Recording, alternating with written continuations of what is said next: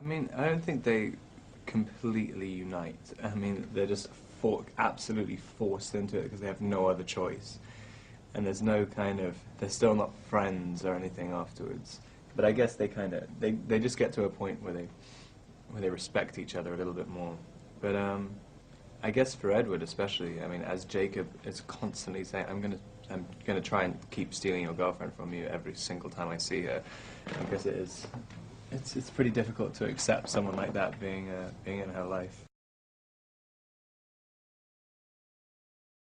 I don't think so. Edward's very extreme. He kind of he always thinks in these absolutes where he's always like, oh, I can either be with her or I have to kill myself. I mean, I don't really think like that.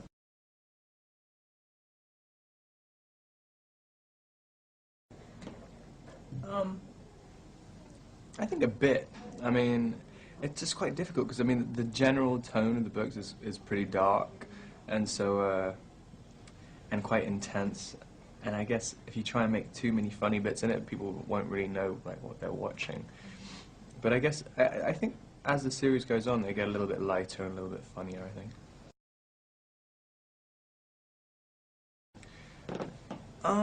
Yeah, I think you have to inevitably. I mean, uh, I guess yeah, right from the beginning, I've always just tried to think, how can you, how can you not be playing a vampire? What can you actually just relate this to in your reality? Yeah, I wouldn't get back with Bella if she cheated on me. You get one, yeah, you know it's not gonna end up right.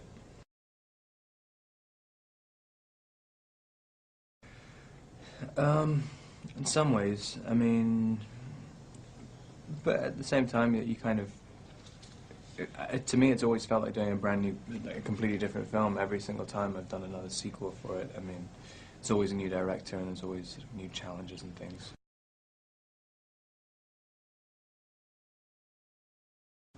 Kind of. I mean, it makes it easier if it's the same cast. If it was a different cast every time, I don't know if I would really remember what I was doing. But I guess a lot of you know, the way we interact with each other in reality definitely dictates a lot how we interact in the films. So um, yeah, so it's easier in that respect.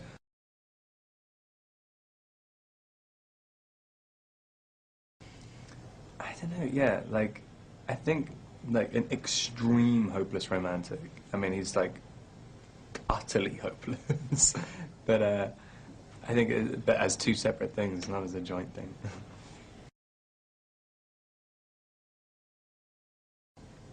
I still really like the moment in the first one where it's towards the end and Bella's in the hospital bed, and Edward, she's saying you can't ever say you're going to leave me again, and Edward says where else am I going to go? And I always thought it was a really sweet little moment. I think it's probably my favourite bit.